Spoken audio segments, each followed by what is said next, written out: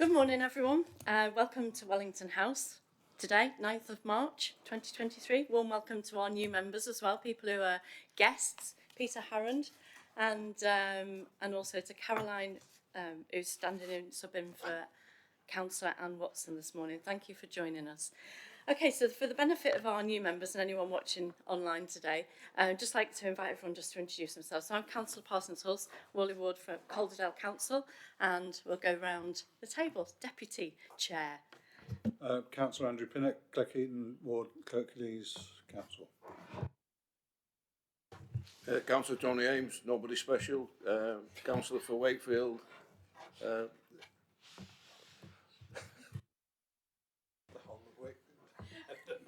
Councillor Stan Bates from Wakefield Council. Councillor Joanne Dodds from Bradford Council. Councillor Caroline Whittaker from Bradford Council. Peter Harrand, I'm a member of the Corporate Scrutiny Committee, but I'm here because I've always been interested in the Inland Port Scheme, and I was involved in it about 100 years ago when it started, 5 years ago. Hi everyone, I'm Kirsty Atkinson. I'm a Senior Consultation and Engagement Officer working in Transport Policy. Hi, Alison Gillespie, Head of Place and Environment Policy. Hi, I'm Dave Haskins, Interim Director for Transport Policy and Delivery at Combined Authority. Councillor Kaylee Brooks, Leeds City Council, and I'm a member of the committee. Councillor Jess Lennox, Crossgates and Winmore Ward, Denise Leeds, and member of the Scrutiny Committee. Councillor Ian Cuthbertson, Haxby and Wigginton Ward, City of York Council. Councillor Dot Foster from Calderdale. Councillor Mark Thompson, the ward is Birkenshaw and Birstall, and it's from Kirklees Council.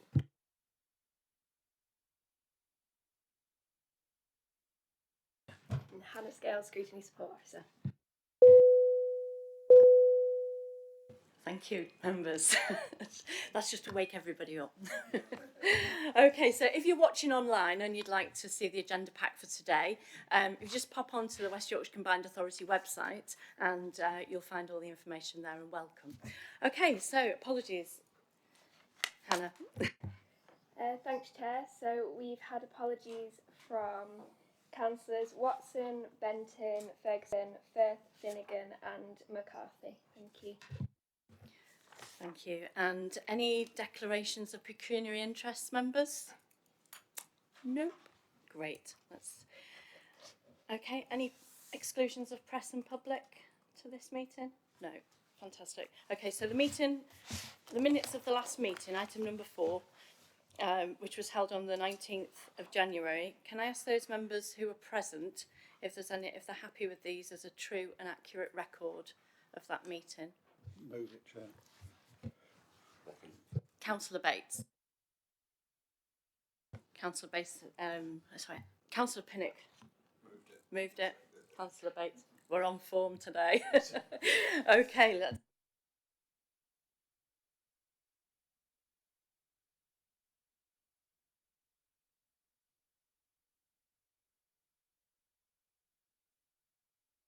Okay, so item number 5, Chair's comments and updates.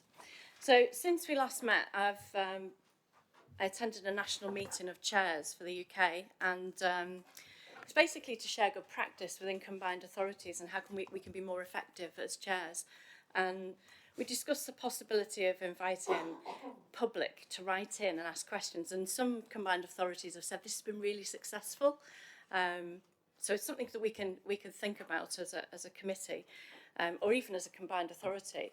You know, it puts it on the agenda to the public that these meetings are happening, and most chairs felt that the public and members often didn't know what we did. Very often, you know, we don't know what, you know, it's all new as a combined authority, and scrutiny is quite new to the combined authority here. So we did say that we need to do more to promote awareness of scrutiny within combined authorities, because we're obviously not a decision-making body, but we can act as a critical friend. So it's so that the public understand that there is a body doing that. And obviously governing bodies are not obliged to follow what we do or what we suggest, but at least we've shed some light on a subject. Okay, so we've got 4 items on the agenda today. It's quite a packed, action-packed agenda. There's only about 20 to 25 minutes each item. So officers, just say that you take the reports as being read, and just do a very short, brief presentation. That would be good. And I'll let you know when we're sort of approaching that time. And if there's any extra questions at the end that we haven't dealt with, we can write those down and send, email them over to our scrutiny officers, who can get them out to our officers if necessary. Yeah, sorry, I should have said, can please members turn your phones off? Thank you. Okay, so let's begin. Item 6. Transport and planning, and I'd like to thank Alison Gillespie, Head of Planning and Environment Policy, for coming in today. Would you like to give us a brief overview? Yeah, that's fine. Thank you, Chair. So the paper covers 3 things broadly. So it gives you an overview of what the Combined Authority does on planning. It talks about our role as a non-statutory consultee on planning applications and in planning policy. And then it talks about the position with regard to strategic spatial planning powers. So just very briefly, the first point around what we do on planning, it's really important to note that we're not a planning authority. So the work that we do is in partnership with our local planning authorities. So we aim to add value on strategic cross-boundary matters. And then in the paper at 2.4, there's a list of activities that we've been engaged in, just to give you a bit of a flavour of the sorts of things that we do.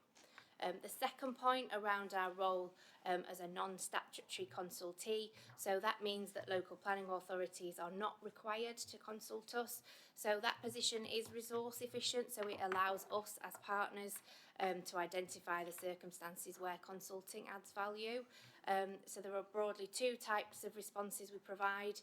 The first are responses offering a view on alignment with strategic policy. So we consistently provide responses on local plans and SPDs, but on planning applications we only do that on an exceptions basis, so where the local authority or we think there is an interest. And then the second type of response that we provide is to applications where we're seeking funding for transport infrastructure. So those could be strategic applications, so the ones that generate large trip numbers, or they could be small applications, ones where there's an impact on our specific operations, so things like moving a bus stop, or where there's an impact on a bus priority lane or something along those lines. And then finally, the point about spatial planning powers, spatial planning powers were included in our Minded to devolution deal, but they were not carried forward in the devolution order, and that was because there was some uncertainty around the national planning reforms. And I think it's fair to say there is still some uncertainty around national planning reforms, so government's position on that has not yet changed. So that's a quick overview of the 3 things covered in the paper, and then happy to take any questions. Thank you, Alison. Councillor Pinnock. I know I've been involved in planning for many years, but I think this is the first time that I've had an explanation of what a non-statutory consultee might mean. And I do wonder whether in all cases you wait for the authority, whichever it is, to consult you, or whether you do any remote monitoring of planning applications to see, or to kind of expect the authority to consult you. I have one application in particular in mind, which has very big consequences for, well, actually for a large part of West Yorkshire, and that is for an Amazon warehouse in Cleckheaton. I'm assuming that our planning officer will have consulted the Combined Authority, But would you, as a general rule, look through lists of planning applications to see if there are large applications like that, which you probably ought to be consulted, and just if you don't get consulted, to give them a prod and say, hey, do you want a comment from us? Thank you. Thank you, Andrew. Yeah, quite a few of those questions came up last year, which is why it's really on the agenda this year. How much you can link together the applications that are coming in with transport. So yeah, if you could provide an answer, that'd be great. Yeah, so it is a two-way process. So we do have the ability to monitor the applications that are in the system, and we do have the opportunity to make a judgment about which ones will have a strategic impact, and therefore we will provide a response to. So yes, we have the opportunity to do that.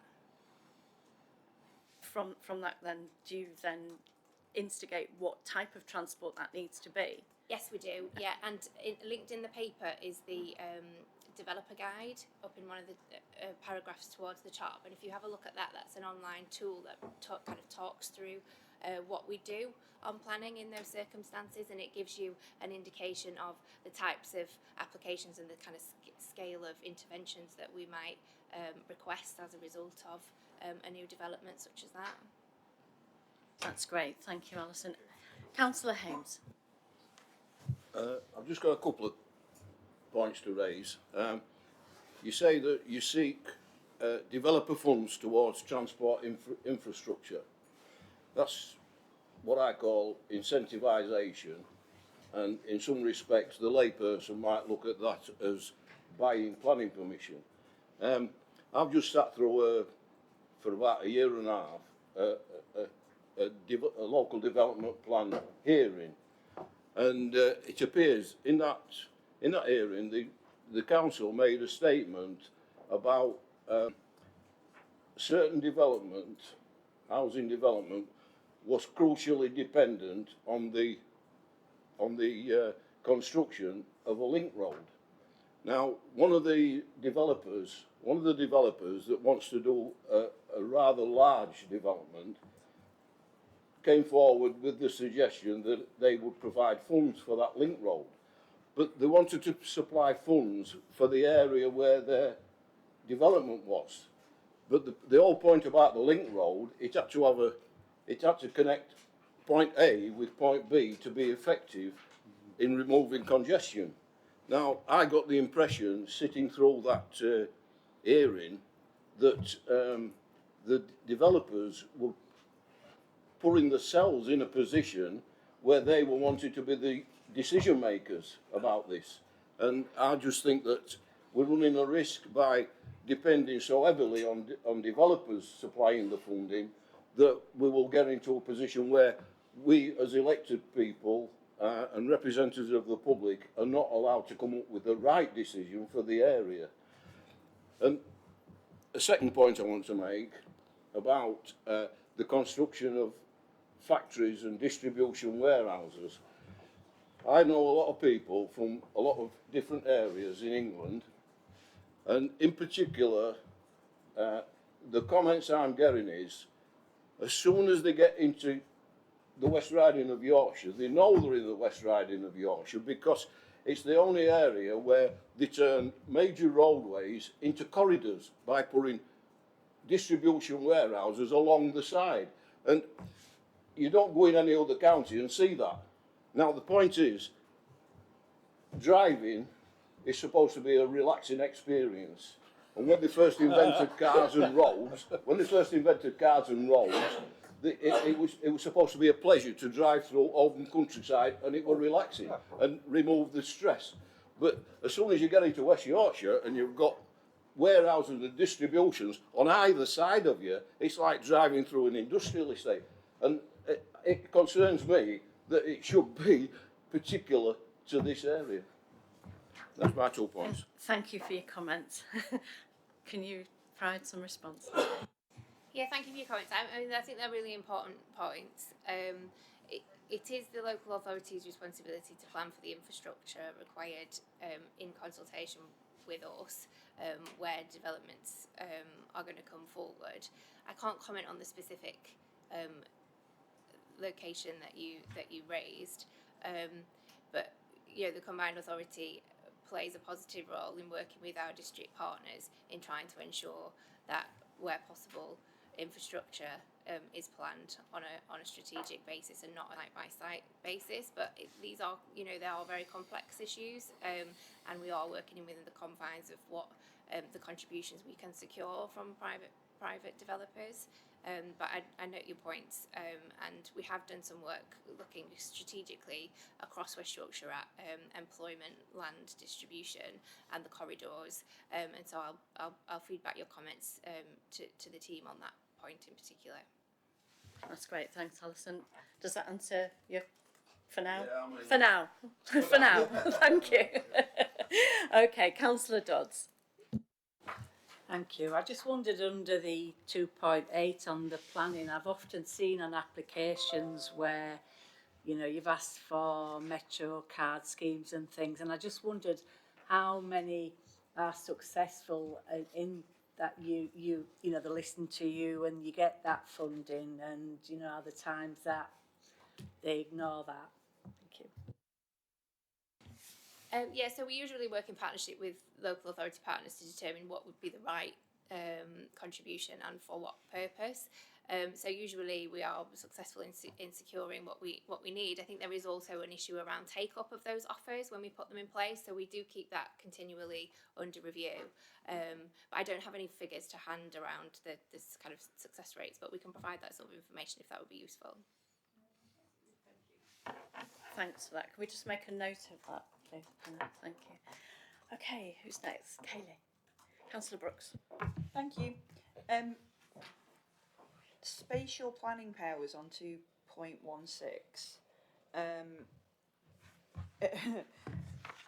Is there any updates around that? Because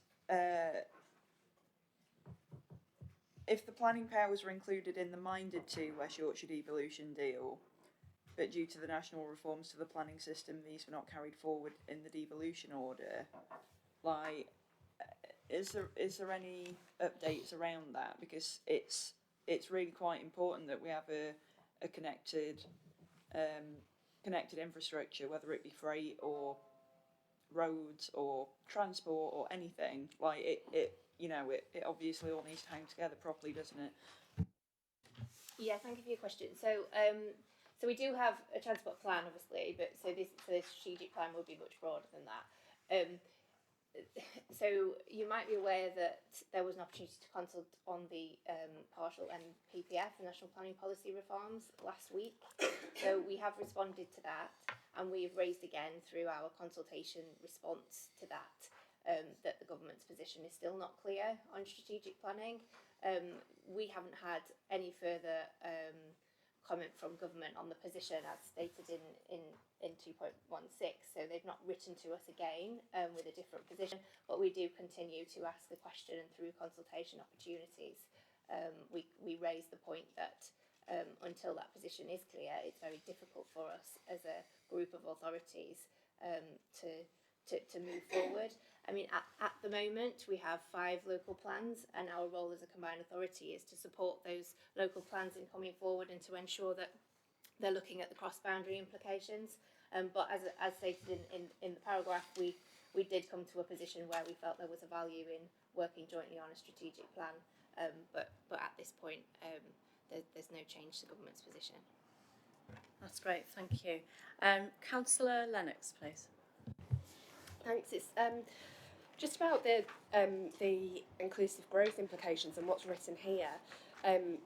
What's mentioned here is mostly related to, it says activity relating to employment, land and SPA delivery models. I think inclusive growth really should run through all of what planning is about. I think when we're planning new communities, new housing communities as well, and the amenities that are there and the transport links that are there, that all contributes to those new communities, new neighbourhoods, access to employment land. And I know it's not just the employment land itself, it's all of the planning, I think, that we need to consider. People's access to education, people's access to jobs either nearby or further away. It's a far more, access to inclusive growth is a far more intrinsic thing to communities than just when we're talking about employment land. So I just wonder whether that could take into consideration as we move forward. Yeah, thank you for your comment. I think that's partly the nature of the way we've structured the paper around the activity that's being driven by our spatial planning team at the moment. So also within my service area, we do have a housing team and we work quite closely with our housing colleagues. And then the strategic priority areas, the SPA work that's listed in there, that's about looking at locations where there's likely to be significant change as a whole, and that will then bring in some of those other issues around skills and jobs and community provision. Yeah, of course, yeah. The sort of key thing that popped into my mind about this is I represent East Leeds, where there's going to be a whole load of new housing built, and we've had infrastructure in the roads and in, but the key thing that my residents are now more interested in is not necessarily strictly for this bill, but it's amenities, it's schools, it's doctor surgeries, but it's transport links as well. It's if all of these houses are going to become available in that area of East Leeds, will it just be people who can afford to run 2 cars to drive their children to school, to drive themselves to work, who can access that housing? And what effect will that have on the fact that there's currently a really big housing crisis in my area? And if we're building new housing for people, obviously our job as local members is to speak about the amount of affordable housing that enables, but it's also sort of how affordable is it for people to live in that area generally, and that's sort of the point I was getting at there. Thank you, Jess. And obviously affordable housing's coming up later on, isn't it? So we can definitely come back to that one. Have you got an answer for that? Yeah, thank you for your points. I think it's really helpful. So East Leeds is in fact one of our spatial priority areas, and obviously we work jointly with our district partners because there are some areas of service provision that sit wholly with them, and we support on others. But we're hoping that the funding programme that we are putting together to do some active work around our spatial priority areas will help us to do a bit more of that in some specific locations, so we can start to have more of an influence over some of that activity. That's great, thank you. I can see from the report that you're reviewing the existence assurance process that's in place to obviously identify any issues you might be facing in this sort of greater alignment between development management approvals and funding of strategic infrastructure. So can you tell us what that process is? What is the assurance process, and how do you make sure, who monitors it and holds the transport companies to account? I'm not sure if this is a question for you or Dave. Dave, thank you. I'll try my best on this one. In effect, in the last few years, we've had to strengthen our assurance processes internally, as have all authorities across the UK. And some of this is basically what should be best practice anyway, and recognising when we became a combined authority, we had a lot more devolved money, responsibility from the government to make sure we deliver the right projects and we deliver them efficiently and effectively. For instance, in the field of transport, prior to this, there used to be a thing, it's called major schemes process, where we'd have to go with our begging bowl down to DFT every few months and show them our project and try and convince them to give us money for these projects which were over 5 million. With devolution, that all changed, and we've been given the pot of money to hold. But with that pot of money came a series of conditions, which is we need to make sure we have an effective and efficient assurance process to make sure that, as I said, we are delivering the right projects. So we set up internal processes where we have an appraisal team which reviews business cases when they come through, either from ourselves internally on our internal projects, or where there are partner projects. For instance, you mentioned in Leeds as the East Leeds orbital route, so that would have come through our assurance process. Leeds would have submitted a business case to our team, that would have been reviewed against a whole set of criteria, mainly linked to what's called the HM Treasury's Green Book, which is the 5 cases, the strategic, economic, financial, management and commercial cases. And our team, together with external experts, is required to review that and establish and provide a commentary on that as to whether the project is right to go forward for committees for approval, or as it stands, or whether there's some conditions need to be attached to that where further work is required. And that could be in the area of planning, it could be in the area of consultation that we come into, it could be any of those things, it could be around the finances of the project. From So there's an internal assessment to take, and meetings take place internally every couple of weeks, reviewing projects that go through. And I think already we've probably reviewed, at the beginning of March, we've probably reviewed about 150 projects as an authority this year already, not financial year, just this year. So there's a lot of projects we have on our books that come through, and we're constantly, and sorry, from that process, then they find their way through to committees. And even if there's a recommendation from the internal team that there's a real problem with the project or it shouldn't proceed, there's a view taken as to whether it goes to committee then or whether it's rectified, clarified on some of those points before committee, or if it can be very contentious, we leave the recommendations for the members to decide what the right course of action might be, which ultimately is what's required. Government are continually updating the assurance process. We're mindful of the fact it has to have a level of rigour to it, and with rigour, it's not always what's the word, popular, because people, the more rigorous it is, the better it is. But equally, more rigour can make it an inefficient process, and we're mindful that we have to bring projects through at pace sometimes to respond to the needs of sometimes on projects they do need to move quickly because there are certain windows of opportunity to do certain things. I mean, I can say more about the assurance process, but that's in effect where it comes. It doesn't go into real detail about all the planning aspects. Can I just ask a question on the second? So it goes from level 1, which is sort of between you guys, and then it goes to a committee. Like, would you say that?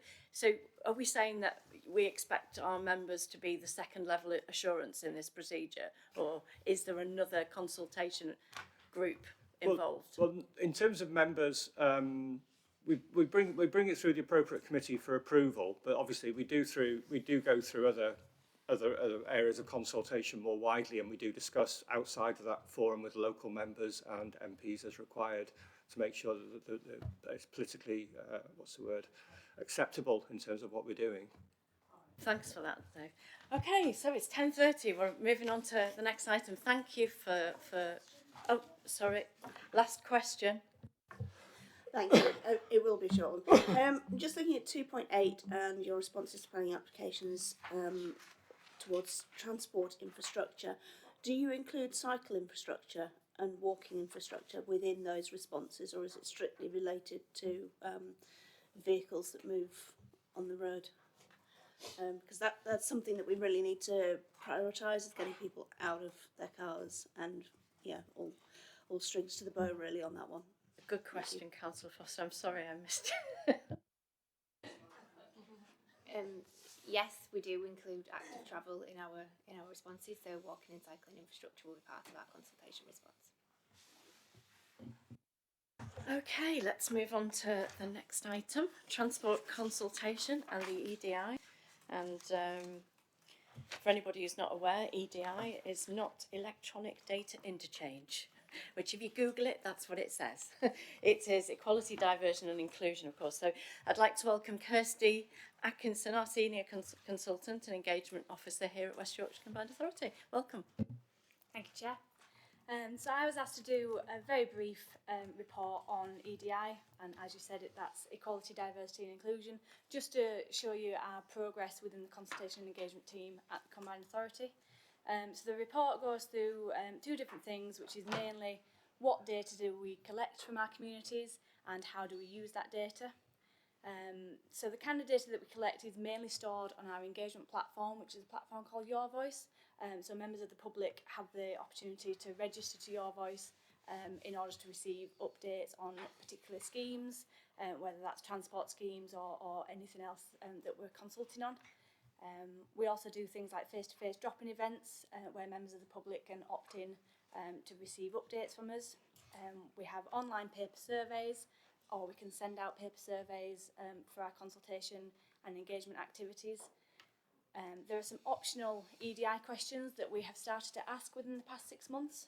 These are optional questions, but they are there for us to help better understand our communities and who we reach, and more importantly, who we don't reach. The kind of questions that we ask are things like, what's your postcode, what is your sex, how old are you, what's your ethnic group, do you consider yourself to have a disability, how would you describe your sexual orientation, and what is your religion and belief. There is a page on the Combined Authority's website that goes through these questions and why we ask them and the reason that they're the specific questions that we ask. So there is a link in the report to that part of the website if you are interested. And then how we use the data is mainly to analyse the community groups and individuals that we reach, and as I said, more importantly, those that we don't reach. Within a live consultation, we do analyse this data on a weekly or even sometimes a daily process, just to make sure that we are hitting some of the groups that we have identified. We also have an EQIA, which is a quality impact assessment that we do at the start of each project, just to make sure that we can have a look at any groups that we need to specifically, like seldom heard groups that we need to reach within the consultations. There's a little bit in the report about the Your Voice profile and the kind of any groups that we are kind of underrepresented, and things that we go through to try and get those numbers up. For example, we have targeted social media posts, targeted promotion in order to help reach those groups that are underrepresented.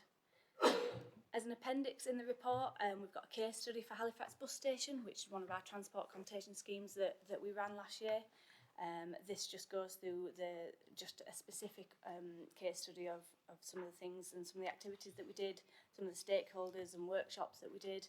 And then the second appendix is from ACON, which is one of our delivery partners, that just goes into this in much more detail.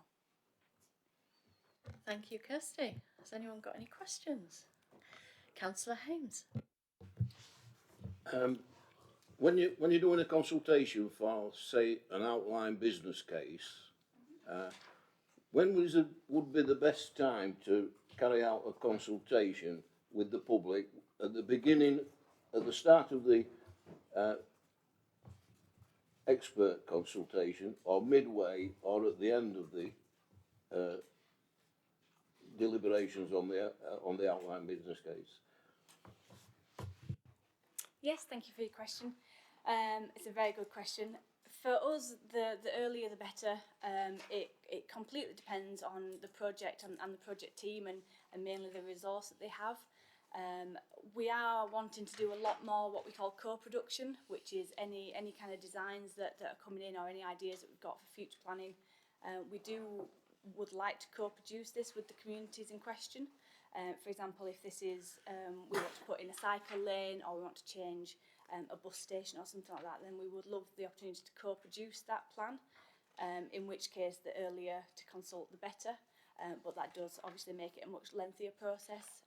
So we are making steps to try and do this. Within the consultation engagement department, we now have a new strand, which is our communities engagement, which is going to solely be responsible for actually going out there and making connections with the communities, and so we've got someone that can actually go out face to face and meet a lot more of the public. Thank you, Kirsty. Does that answer the question? Yeah. Okay. Councillor Thompson. Thank you, Chair. I suppose it's a really simple question, and that's why. I'm just wondering why or what difference asking these questions got make as far as the transport consultations go. Thank you. It's all about understanding the communities that we serve, and we don't just want to assume for certain projects that we know everything that we think we know. So, for example, if there's a project going out about a bus station changes or site or in a certain area, we want to change a bus stop from here to there to put in a cycle lane. Members of the public understand the roads sometimes outside the house a lot better than we do. And so it's important to reach those communities, and in asking these questions we're able to understand who we're reaching and who we're not reaching. So it's mainly identifying seldom heard groups that we don't currently speak to, and we just need to ask these questions in order to gain more information about the data that we're getting and the data that we're not getting in order to reach those people. Thank you. Who's next? Andrew. Yes, thank you, Chair. I'd like to sort of go on from that, because the case study that you've given here has one very interesting factor in it, and that is the distance between the railway station in Halifax and the bus station. And as far as I'm aware, there's only one place in West Yorkshire where the two are in the same place, and that's in Bradford. I don't think anywhere else in West Yorkshire has got a properly integrated bus and rail facility. It would be very difficult and very expensive to do that, and I'm sure that would be true in Halifax as it would anywhere else. The point of my question really is to try and get to answering the question which some people who take part in a consultation like that will bring up. It's a bit of an elephant in the room question, really. You know, why can't you have the two in the same place? Ah, well, because this, that, and the other. How? I'm sure it's difficult with some people to get that over, that you can't do it because it costs too much, or because the land's not available, or all sorts of questions. And rather extending Councillor Thompson's question, what do you think that by doing all these consultations, which are, of course, we've got to agree that they're a good thing, provided the conclusions that come from that are made known to everybody who took part, and it's obvious what, well, I say, it's reasonably obvious how you dealt with it. The controversial questions and the EDI questions as well. I'm sorry, my questions become a bit disjointed, unfortunately. But what I'm trying to get at is that you will obviously have to do some very, very detailed explaining in some cases as to why you can't do something that a lot of people seem to want. How do you get on with that sort of problem? Thank you, Andrew. It's definitely $1 million question. I'm sure we've all had that thought. Why can't the train just be next to the bus? It makes next to the bus station. It makes so much more sense. Thank you, Kirsty. Yeah, that's a very difficult question. I think what's important with EDI and consultation as a whole is to create that two-way street where members of the public can ask us those questions, and more importantly, make it easy to ask those questions. So we do quite a lot of work within consultation about accessibility, so making sure that it is accessible for members of the public to voice those questions and concerns. And then it's our responsibility in our department to create answers for those questions. Obviously, in terms of infrastructure, it's difficult sometimes to answer those questions. However, at least there's a platform and an availability for those questions to be passed on to the project team. And if, for example, we identify that quite a few members of the public have asked the same question, then that's something that maybe really does need looking into, and all the data that we collect help support those proposals. Thanks. Dave, would you like to come in on that? Yeah, I'll just come in and talk a bit more generally as well. I mean, the points you're making about bus stations are well made. And, you know, I've been involved in the Leeds bus station project, Halifax bus station, and going back Castleford one as well. And the Castleford one was quite interesting. Going back to my point about asking money for DFT in the past, we did want to build an integrated bus rail interchange at Castleford, going back, this is probably about 10 years now. And that fell through for funding reasons, but with our own asset, which was the Castleford bus station itself, as you know, that's been completely revamped as a result. And with that, the consultation was really interesting because we were tackling it head on around, we knew people wanted something that was integrated. We had to tackle it head on through the questionings and understanding people's movements. And, you know, it's probably in earlier stages of EDI assessment, but there was all that work was undertaken around this. And we ended up going for improved links between the two, better legibility, and we knew it was going to come up in consultation. We tackled it head on through frequently asked questions, as I'm sure Kirsty does in her team. And Halifax, I think there is reference in that report to questions which were asked around the rail station, the links to the rail station. So we're really aware, and we do a lot of work behind the scenes before we go into these consultation events to try and preempt what kind of questions people might have.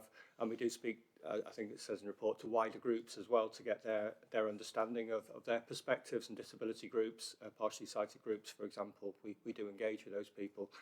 And that's made a huge difference. And certainly on the mass transit work we're doing going forward, we're engaging really, really heavily with lots of groups of that nature to get the design just right. so that when we do get to consultation, we should have a lot of the answers already, but there's never any guarantee we do. And the explaining of it does take a lot of time, as you say, but that's what we're there for. Thank you. Does that answer your question for now, Andrew? Yeah. I mean, I'm just aware of time, and what I don't want to do is get, yes, I don't want to get off the subject of consultation, because we're not really discussing today what the outcome was of the consultation. So if any members have got questions on that, then we'll have to email them into Hannah and Khaled. It's more about equality and diversity and how we actually consult that target group. So have you got a question on that? Thanks, Doc. Thank you. Sorry, excuse me. One of the things I've always found when trying to consult people in my ward about anything is that when that something then happens, a huge amount of people will say, I didn't know anything about it. You could paint it in neon pink down the middle of the blinking road and they'd still say, I didn't know anything about it. So my first question is, how do you overcome that? And my second is, how do you make sure that questions that are brought up in consultations are responded to? One of the big things with Halifax bus station and it being closed for such a length of time has been the lack of access to toilets. And although I just told you there, we're just really stuck on time. All right. It's about the consultation. Yeah. So how do you respond to questions that are raised in that consultation, like lack of access to toilets, for example, and and how do you make sure you reach the greatest number of people? Thank you, Councillor Foster. Kirsty. Yes, thank you for your question. So in consultation, we do have correspondence logs. So we do have a log of every single correspondence that comes in with us, and we work towards responding to every single question that comes in. In terms of access to toilets, I don't quite have an answer to that just yet. I think that's something that if a lot of people are asking that question, then we will link that to the project teams and see if we can get a response from that. In terms of promotion, we do get a lot of people that say, oh, I was not made aware of this consultation, but then they were also responding to the consultation saying that, so they were made aware at some point. So what we're trying to do is make it so that consultations can be promoted through word of mouth. So if a certain house was identified along a strip and they received a letter, but then maybe a house 2 streets behind didn't receive a letter, then we're encouraging neighbourhoods and communities to kind of share this information themselves. We're hoping to utilise social media a lot more within our communities team in order to spread the word and make it easier for members of the public to spread the word themselves, because I think word of mouth is a key area that we need to kind of tap into a little bit more. Thanks for that. Does that answer your question, don't you? And yeah, if you could please sort the toilets out at Halifax bus station, that would be amazing. That would just sort all of our emails out. Can I just add some? You were talking about seldom heard groups a second ago, and it's one of the things that I'm really big on. I work with non-verbal people in a therapeutic context, and it's very difficult to get their opinion. So and disabilities very often mismatch each other. So if you put let's just say a really loud tannoy on a zebra crossing, that will really stimulate somebody who's neurodivergent, who's got autism, and they'll do this. So yeah, it's a very difficult. So yes, you get the information. Firstly, are we definitely getting that non-heard voice? That's the first question. I can see from the report that you have consulted lots of different disability groups, but have we got a group of people who are non-verbal in a room and actually put pictures on the wall and made it accessible in a way that they can really access? Yeah, that's the question. Yes, thank you, Chair. This is definitely something that we feel like we've done a lot of in the past, but it's always something that we can improve on. I think the EQIAs that we do at the start of every consultation does help towards this, identifying those groups that we definitely need to reach out to and try and get involved in co-production of designs, and not just consult them on this is what we think you would like in your community, this is what we're doing. Having that co-production with accessibility groups and seldom heard groups is something that we are wanting to do a lot more of, which is one of the reasons why we have created this communities team within consultation and engagement, and that team will hopefully be able to go out on foot a lot more and actually make personable relationships with all these different groups. It's great to hear. Thank you so much. Dave, would you like to add? Very briefly, to come back to Councillor Foster's point about toilets. I mean, Halifax Station, which is obviously the report that Sarah's a case study, we did a lot of work engaging not just with members of the public of all types here, but in terms of with Calderdale as well. I mean, there's a Changing Places facility going in at Calderdale bus station, which was through discussions with Calderdale around the need for that in the area as well. So it's more of a wider community need for something of that nature that stemmed that, and we were able to accommodate it within the project, although it's not always possible, clearly, for some projects. Thanks for that clarification. Councillor Brooks. Thanks, Chair. So I'll try and be as quick as I can. So I think first of all, especially with consulting accessibility groups, I was wondering if there's any, because it's such an area of expertise, whether there's any consulting fee for the time that those groups put in to the consultations. And as a sort of secondary point, I've just got a concern that if there isn't a consultation fee, that those volunteers can become demotivated and disengage entirely if the same questions are being asked over and over again. I do assume that there's a certain level of accessibility that has to come as standard in any kind of improvement made with transport. So yeah, I just worry that these people who are very highly knowledgeable in that area are not being valued enough. Thanks, that's a really good question. It is indeed. This is definitely something that we're aware of. At the moment, as we've formed this new community branch of our team, that is something that they're going to be looking into. Resource and funds is always going to be an issue with the Combined Authority, especially in terms of paying particular groups for their views. There has been kind of suggested to us that we create various panels, like a young person's panel, a disability panel, things like that, that could be in the future kind of a paid for resource.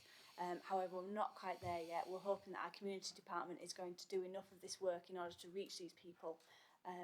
Because also, if you are part of a panel, perhaps you're simply reaching those people and not the actual community itself.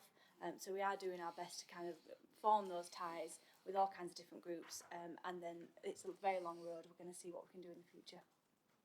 It's good to know that this work has been looked at, though. You know, it's something that doesn't often get to this point, so thank you. I'm aware of time. We've got a couple of minutes more. I've got Councillor Dodds next. It was just a bit about the toilets, because I found it really interesting and how wide and the consultation was, but it came out loud and clear from the consultation that the toilets had to be free to use, and that hasn't been listened to, and I you know, that the reasons why I find a bit bizarre, really. And you know, I just think people, that came out loud and clear, that toilets, they wanted them to be free. And thank you for that. Please, can we take that back? Here, loud and clear, we want the toilets free. We want toilets. Thank you, Dave. Yes, I'm not close enough to that particular issue, but we can come back on something else. I mean, we do have ongoing discussions around the toilet charging issues and the provision of toilets to start with toilet charging issues. Obviously, there's wider challenges around the lack of revenue funding, as you can imagine. But yeah, it is something we'd like to prioritise. Okay, thank you so much. And last on this agenda item is Councillor Cuthbertson. Thank you, Chair, and thanks for your presentation. This is not an entirely flippant question. Welcome the use of social media, particularly for disadvantaged and disability groups of one kind or another. But my question is, how do you make sure that they are actually part of the group that you intend to consult? either in the by way of being in the right place or by being of the right kind of person, because social media has a habit of not identifying where the query and comment is from. Feeding frenzies then tend to distort the picture. Thank you. Thank you for your question. Social media is, we use that as a good tool in order to promote our consultations, but it's not as yet a tool that we use to analyse data. So we at the moment we use social media in order to broadcast the kind of consultations that we have in certain areas, and when you advertise on social media you can kind of select either by geography or who you want to target with that advert. But at the moment we don't use comments on social media for the data that we actually collect, we just use it as a promotional tool. But in the future we are hoping to kind of have a little bit more of an interactive way to use social media. Yeah, okay, thanks. It was just that question of how do you know that the users are a valid user responding to you? And thanks for the info, but it's just one way. Thank you.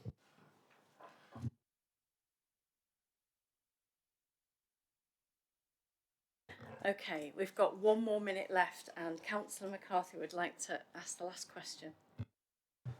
So it's a bit of an awkward question maybe, but there are 2.3 million people that live in West Yorkshire, and there's only less than 3,000 people registered to Your Voice. I think it's more about how can we be sure that the people that we're speaking to are an accurate sample of the general public's opinion, because we run consultations in our ward, and although we're very sort of keen on going out to where people are, the numbers are still very, very, very small. So yeah, it's more about probably two parts of the question: how can we increase the number of people that respond, and how can we be sure that who we're speaking to are an accurate sample of the general public? And what a question. The $1 million one, really, isn't it? Thank you, Kirsty. Thank you. Yeah, so respondents rates are something that we are really looking into, and more importantly the conversion rates. We can tell through Google Analytics how many people reach the Your Voice website and then convert that into how many people actually fill out, if it's a survey or a question and answer form that we want them to answer. For the consultation specifically, we do tend to promote in that local area, and on Your Voice, we don't really contact everybody's registered in Your Voice. For example, if we're wanting to consult on Leeds train station or Halifax bus station, the people that are registered are normally categorised into either geography or they have responded to a consultation in that area before. So we don't quite ask every single person who's registered to Your Voice about Halifax bus station. We will ask those people who has either expressed that they want to be informed about Halifax bus station, just so that we're not asking everybody everything and they just get information overload. But we are looking into the conversion rates and making sure that we do reach as many people as possible. For example, young people, we're hoping to get a lot more involved in our consultations, but it's just how do we kind of get them interested in the consultation in the first place, and then how do we convert those online clicks into actual survey responses? Yeah, it is $1 million question. Thank you. Thanks for joining us today as well. Thank you very much. I'm going to leave you there. Okay, thank you. So the next item on our agenda is freight and waterway, and some of you who were here last year might know I'm quite passionate about this subject. So firstly, thank you for your report, Dave, which outlines the Combined Authorities' work on freight and rail so far, and the background to Leeds Inland Port Scheme, which has been shelved due to the increasing costs. Obviously, we've got over 2,000 miles of navigable network here in the UK. There's a large part of the network which can be used for major freight, which is classified as a commercial waterway. So if you look at the Commercial Boat Operators Association website, they've got a map and it indicates which of these waterways are the major freight ones and where all the ports are. Lots of them are being used around the country, but unfortunately not here in West Yorkshire. So, for example, did you know that the wine was coming up from Manchester Ship Canal for Tesco's? So we've got red wine flowing up the Ship Canal from the port of Liverpool, and they claim to have taken thousands of trucks off the roads. It's cut CO2 emissions by 80%. It's a no-brainer, isn't it? We already have the infrastructure, it's there. Obviously, there's a little bit more joining up to do. So can you please expand? Thank you, Dave. Okay, I'll briefly cover what's in the report. First thing I'll say is the author of the report happens to be on annual leave, unfortunately. But actually, the report's been brought here today because a number of questions came out of previous scrutiny committees. And rather than, obviously it's sort of a hot topic with this committee, and rather than just sort of answer those questions directly to the person who asked them, as we do sometimes in committees, we thought it'd be useful to bring a report to give the prominence to the point. The first point about the work that's ongoing, I think it's fair to say, a lot of work is ongoing around freight. And the snow's getting heavy, I'm just looking out the window there. A lot of work's going on around freight, and in particular around the Local Transport Plan 4, which is currently in development. We recently brought a report to our Transport Committee updating on progress of our Local Transport Plan 4. We are still awaiting guidance from DFT, Department for Transport, for that Local Transport Plan, but work is moving at some pace. But I would propose that I think we should be bringing an update on the LTP work around freight to when we decide what the future schedule will be in the next municipal year. We can look at that as a potential topic for more expansion. So I think firstly give a brief overview there in the report as to what we do and what our role is in freight. There's a bit about the challenges, and I think you've highlighted there about the use of the waterways, which is certainly one area we have been looking at, and I'll come on to the inland port work in a minute. But I was at it was interesting, I was at the Transport for North conference earlier in the week up in Newcastle, which you may have seen on the news, and there was a freight session within that, and it was interesting to note that nearly all the discussion within that freight session was focused on freight by rail, which is an important topic clearly, and as a number suggests in the report, does take a lot of trucks off the road in any given year. In particular around across the Pennines as well. There's some big movements which are happening by rail, but there's some big challenges there around use of rail lines by freight or passengers, and there's some locations where there are clear bottlenecks between freight and passengers.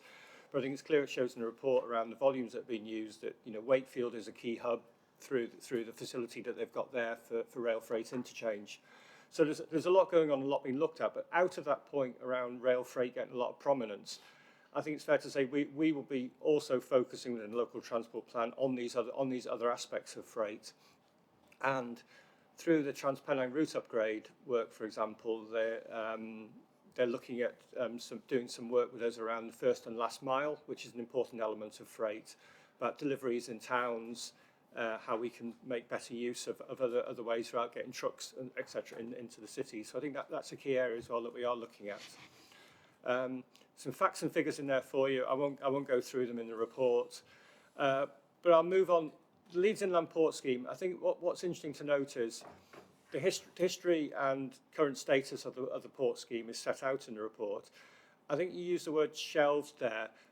It's a bit more nuanced than that. We've recently, on our transport portfolios, in response to the challenges around inflation on projects, which is a general point, not just on projects, but transport projects, we've tackled head on in terms of looking at our overall pipeline of projects and establishing which of the projects are ready to proceed, are in a good state to proceed, or in good state to go into delivery.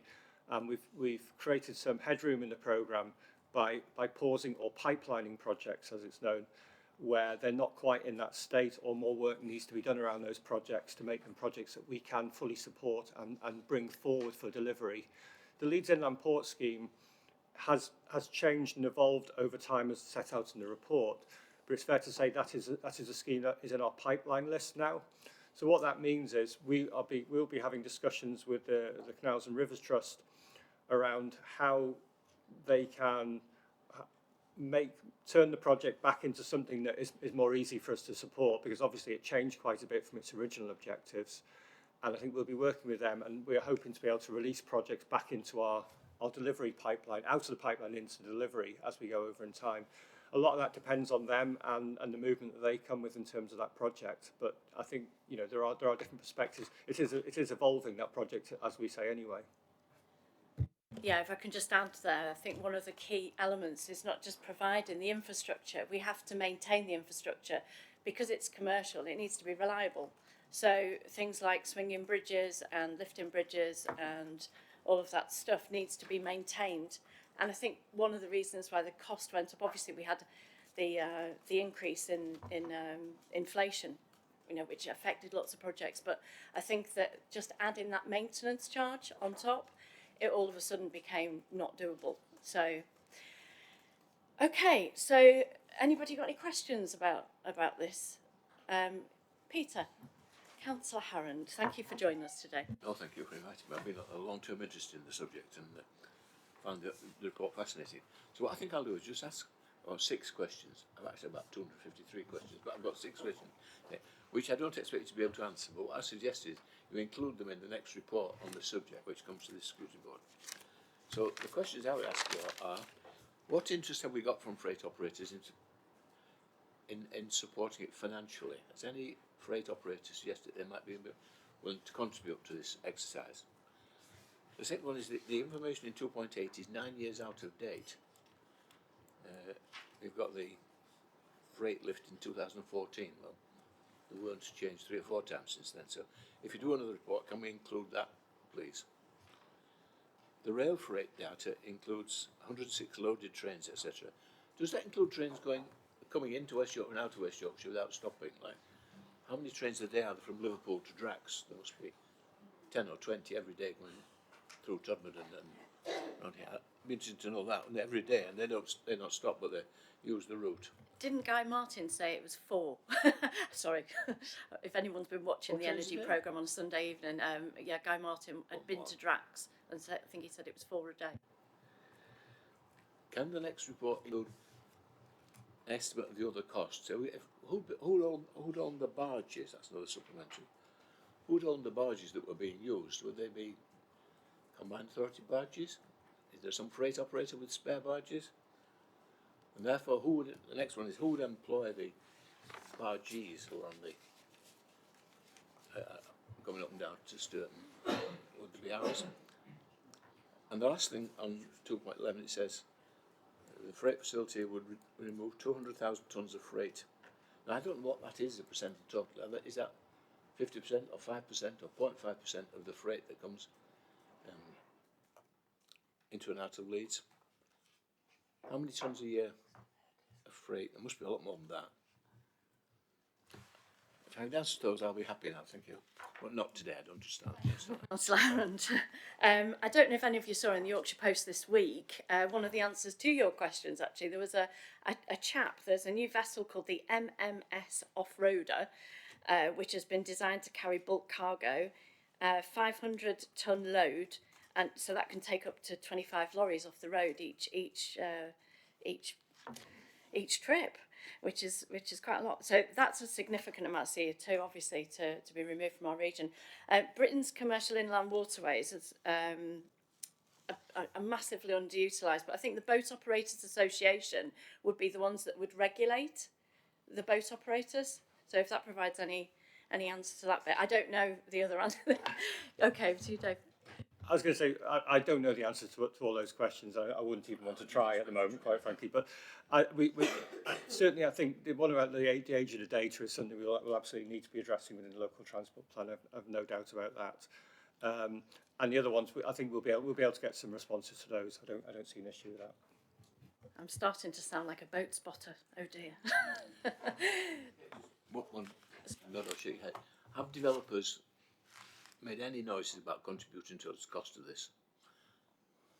I mean, all I'm aware of is that there's on that particular project, I think the contribution that was looking to come from the facility itself was very small. It was probably in the order of 5% of the total costs. And we are trying on projects like this to lever more money from the private sector into these projects. And I think that is important. That's an important consideration for us. Yeah. It's not just in this area. I was going to say one of the developers. There's a concrete producer, and they're saying that they're going to produce carbon neutral aggregate. So it's taking some residue from a waste product and manufacturing it so that it's carbon neutral. Who knew? This is all new stuff. So, and that's quite new. I was only read about that recently. Councillor Pinnock, have you got a question?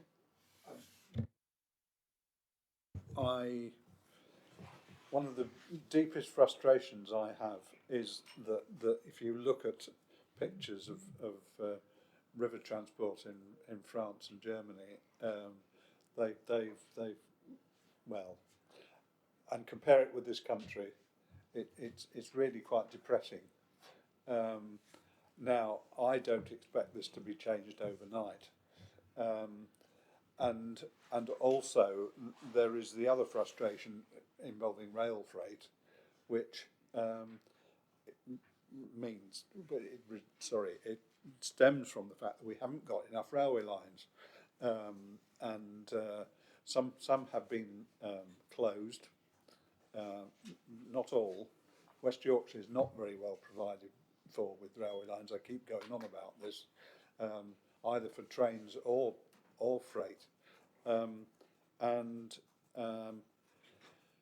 it's going to require such huge amounts of money that even a government might balk at it, because and I think this would apply equally to waterways. Well, it already exists, doesn't it? Yeah. Well, yes, I know they need to be made so that they can be used. I'm just not sure that the will exists to do any of this. That's the most depressing thing about it, and I would like to be proved wrong. I'll leave it there. I think since we're not getting HS2, and this infrastructure already exists, this for me is a no-brainer. It's like, so the government wrote a plan last year. You're probably aware of this already, Dave. They wrote a plan, just for members, for modal shift for freight. Now, if they're not including the waterways, and it's a piece of infrastructure that actually created industrial revolution in the first place, what are we doing? We need to start pushing that. And I guess that's because the people in power have been more interested in freight and rail and obsessed. It's almost like we forgot about the canals. In fact, no, we say let's go for a walk along the canals now. But some of these places may not, obviously it'll be on the edge of your ward, especially in Wakefield and what have you, with the massive, huge canals. We're not talking about, the Rochdale. We're talking about, that can take very big vessels. And if the vessels are being built, so I looked at another study, which was there's a guy who's putting electric batteries into boats, so that completely writes off any emissions. And there's also an organisation that's looking and developing a battery, almost like a landing station that boats can go to and refuel before they even get into the harbour. They can go and refuel, bring it in. All of this is all to play for. We're right on the cutting edge, we're on the edge. So a question, I suppose in a way, a recommendation would be, can we look at this? Obviously, you've suggested we're going to look at it next year, definitely. But could you please go and talk to the other stakeholders, and so we can get this into the local transport plan 4? Thank you. Okay, and I'll just come in as well on this one. There's a little bit of extra information that I'd kind of overlooked, which is we have actually commissioned some work around the use of waterways for moving minerals such as sand and gravel as part of minerals and waste planning activity. So that will certainly help inform things. And I think in terms of numbers, we do prepare a West Yorkshire local aggregate assessment every year. So there probably is a bit more information we can bring up to date in that as well, which can inform that. That's brilliant, thank you. Councillor Brooks. Thanks, Chair. I agree that the waterway is really important and do need to be focused on, but I don't think that it's the only thing that we should be focusing on. So, No, we're not saying that. yeah, no. And I'm not saying what I think, you think I'm saying. No, Just saying it's part of a bigger picture. Yeah. One of the jigsaw puzzle pieces in the bigger picture of decarbonisation, basically, that's all. yes, I agree. But also, I was wondering if there's any old rail lines left over after mine closures that could be reopened quickly, and whether, well, one, where they are, and two, whether they connect to the places that need to be connected to, and then three, like, whether that would be a viable thing to do. Because yeah, unfortunately, this lack of freight capacity is really holding West Yorkshire and the wider north back from economic development. So, like, it'd be great if we could come at it from a lot of different angles. I am really, really disappointed to see that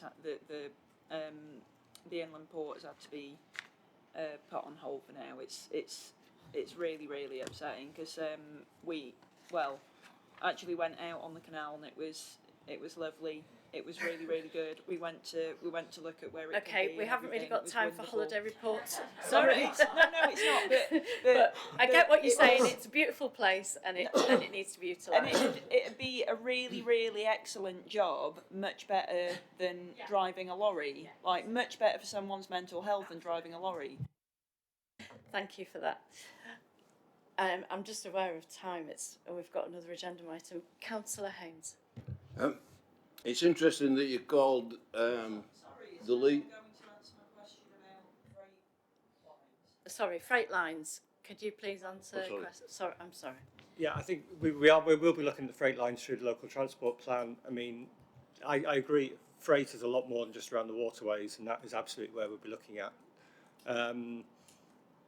It does, a lot does boil down to capacity on the railway, and as I think Councillor Pinnock said, the lack of particular railways which is suitable for that, where there's conflicts with the passenger railway.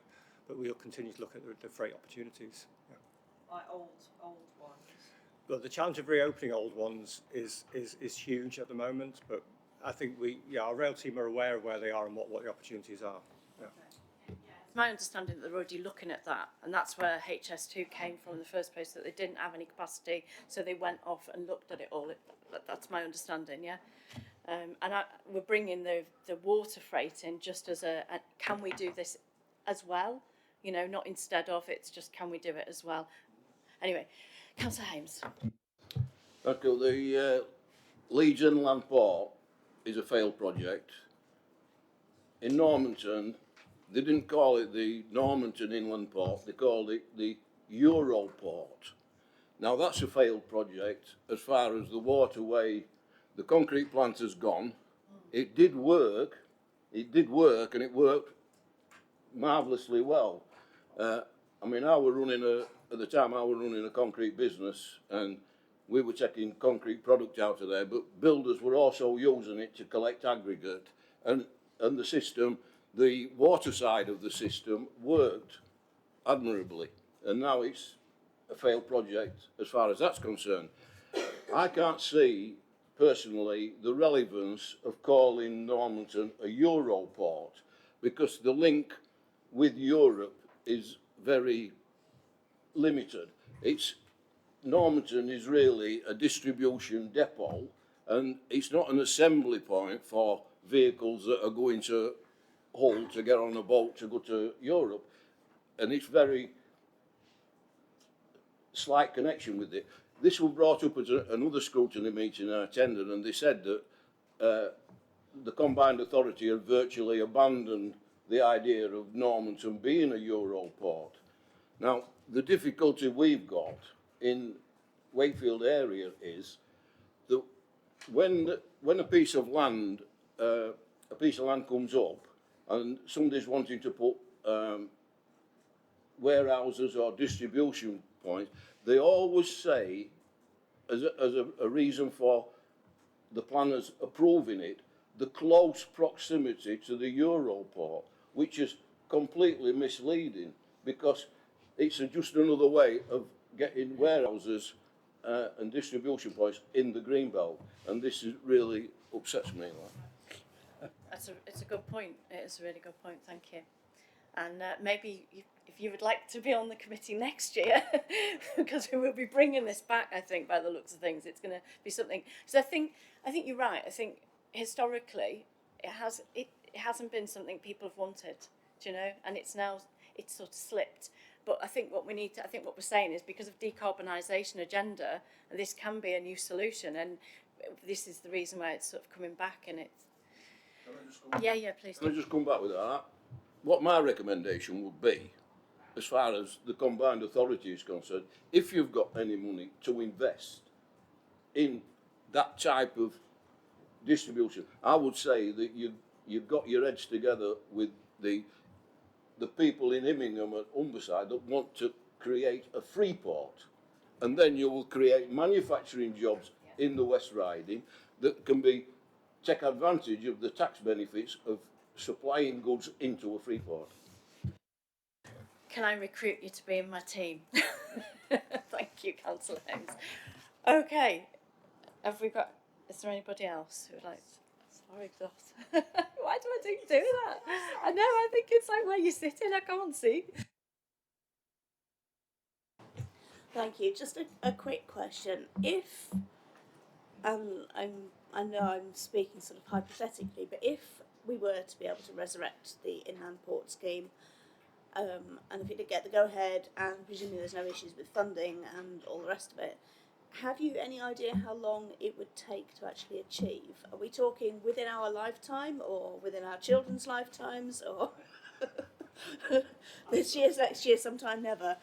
That is a good question. I won't give you. I don't have a specific answer on that, but it's fair to say, you know, we talk about it being a failed scheme. I think what happened was we let it into it entered our delivery pipeline because a case was made initially that this was going to deliver a certain amount of deliver certain objectives and a certain amount of freight transfer. As the business case was developed further, it was clear it was not going to meet those in the form that it came forward as. So at the moment, as I've said before, the ball is in their court to come back to us with something that is more viable. My recollection is when they came forward with it, they felt it could be getting into delivery within a couple of years of the point at which they were at. So in simple terms, if it was to come back into play sometime this year, we're talking 2 or 3 years away. I'm not clear on the veracity of that. I think that might be one of the issues, that the delivery timescales that were being put forward were continually slipping as well, that we were being told about. So we needed, in effect, what we were after was a more robust business case to come forward, and that's what we were chasing.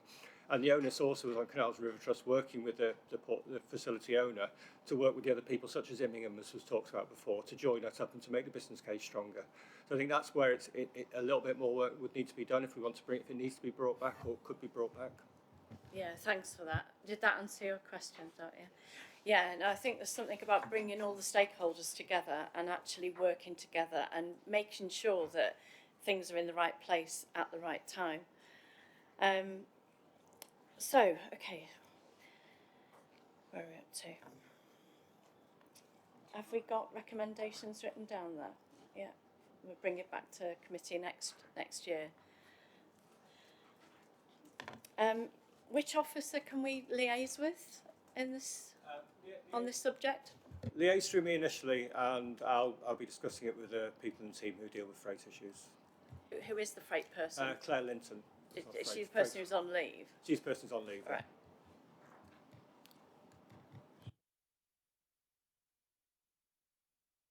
Okay. Have we got any idea of the timeline for the LTP4 for the Transport Plan 4? Just so that we know when these things need to be in place. Well, it's the development of it is an ongoing process. We'll be going into public consultation around it later in the autumn, probably this year. So I think, you know, the timing of it, it's about where we want to get to.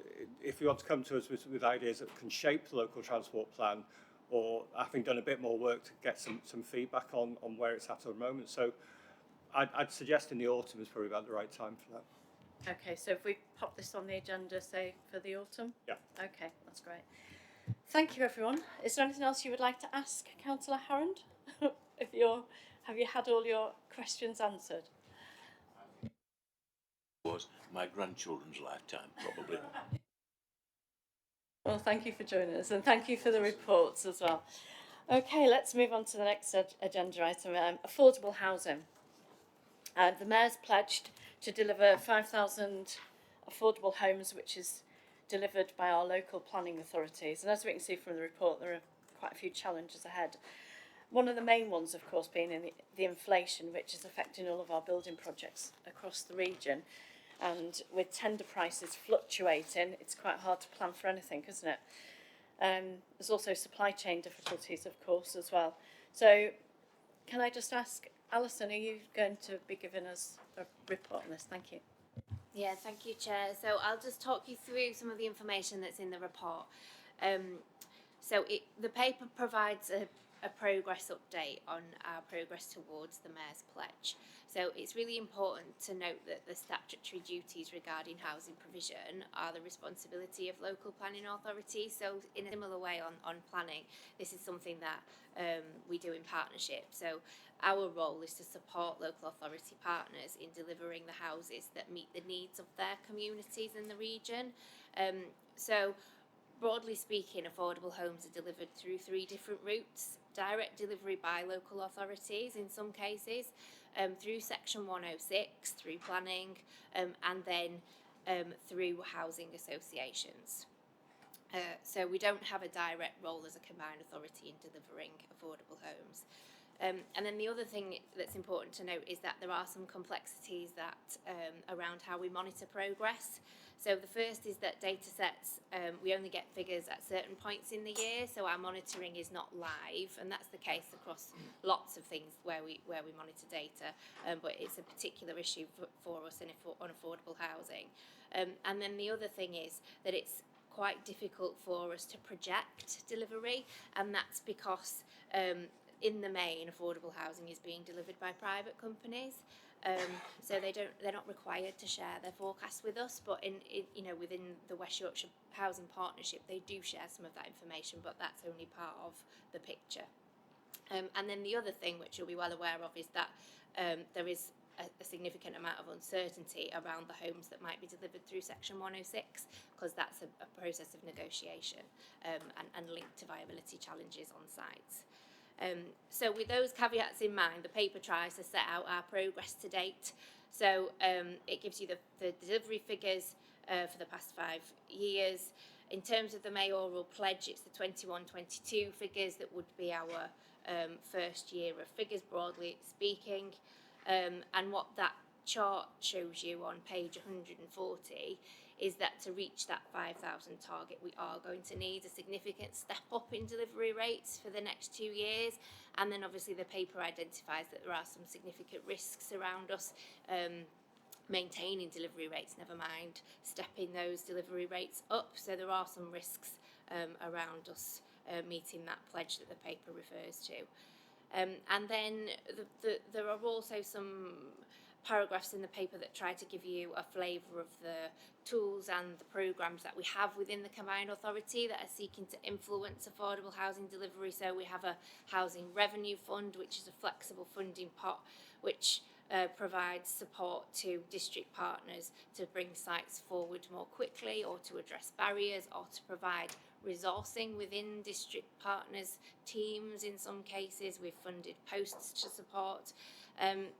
That's not specifically targeted at affordable, but by delivering housing, we deliver affordable housing in some cases through Section 106. So it's a more holistic look at how we deliver housing through that pot.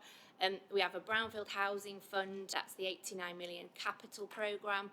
Again, that programme has not been designed by government to specifically drive the delivery of affordable housing, but there will be some significant affordable numbers driven through that programme. The last forecast, there was approximately 2,000 that would be delivered through that programme. And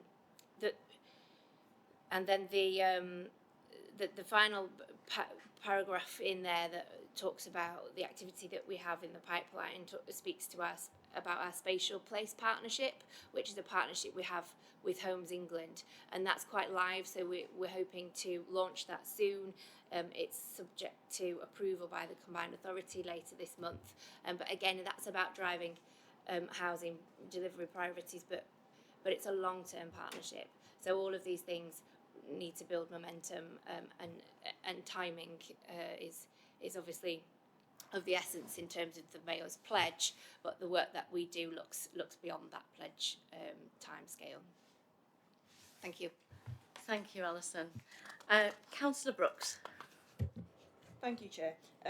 It seems to me that the Mayor is counting all affordable housing that's just being delivered by all planning applications, just coming forward through the normal planning sort of system, and any social housing, including council housing, that's being brought forward by councils. So it puzzles me as to why the Brownfield Housing Fund isn't prioritising supporting socially rented housing over private developers. I mean, you can correct me if I'm wrong. Especially in Leeds, but I can imagine it's the same problem in all districts. Rents are spiralling at the moment, and it's getting less and less affordable for anyone to live anywhere. So I'd just like to understand a bit better as to what the reasoning is behind the Brownfield Housing Fund, and how, whether it would indeed be possible to work more closely with local authorities to identify sites that could benefit from some brownfield funding, so that more genuinely socially rented housing can come forward. Thank you. Yeah, thanks for your question. It's a really important question. So we are working in partnership with our local authorities on the Brownfield Fund, because effectively the land supply and the delivery of housing sits with our local authority partners as a responsibility. So we are working sort of hand in glove with our district partners in terms of identifying the pipeline of sites.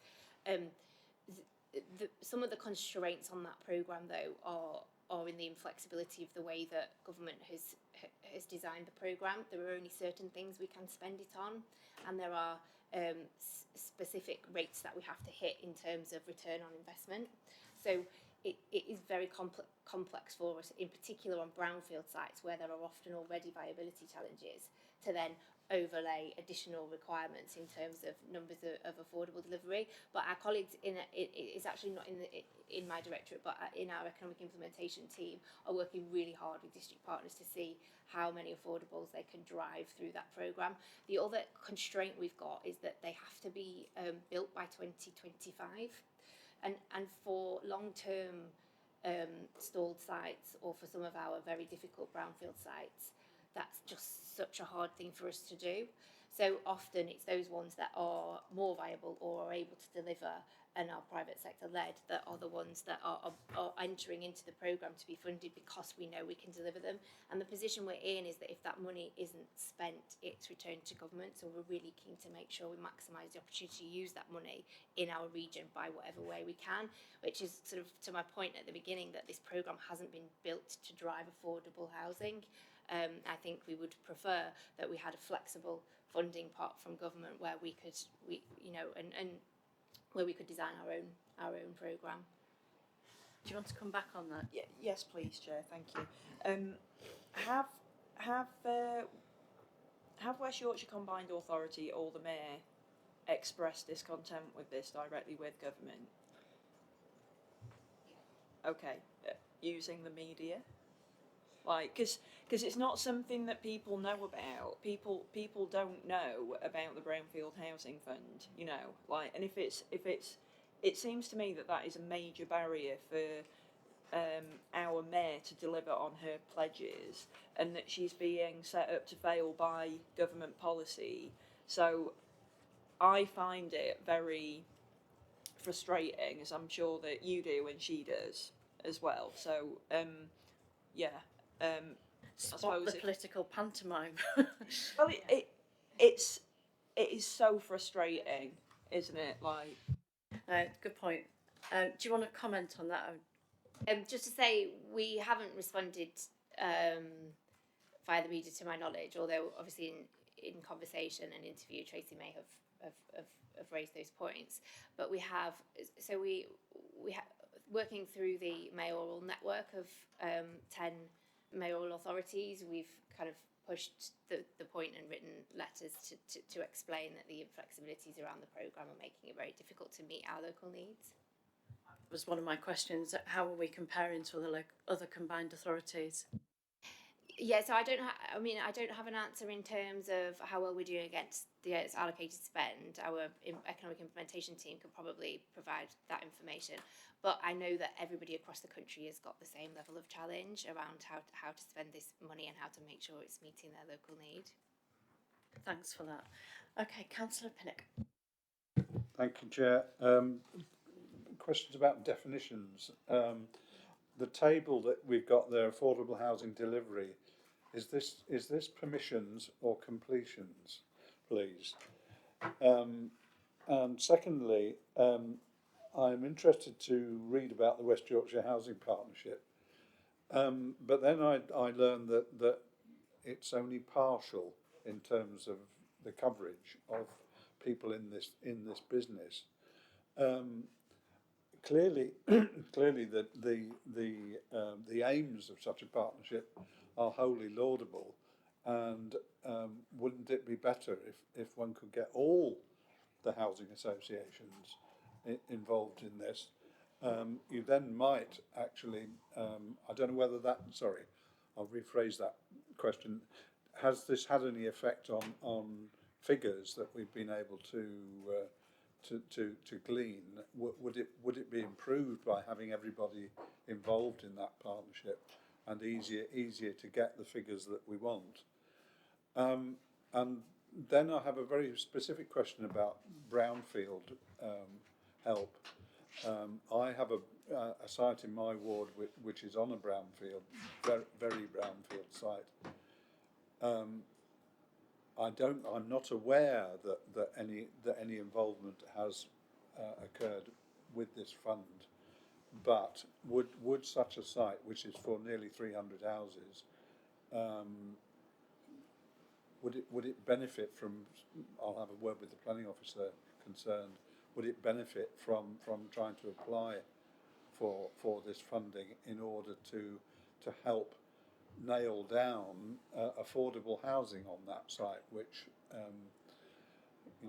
we all experience. Make a note of that and send it to Alison, and then she can look into that part of the question. I mean, I can do it the other way around or the as other well, way through around, yeah. the planning officer. But, Yeah.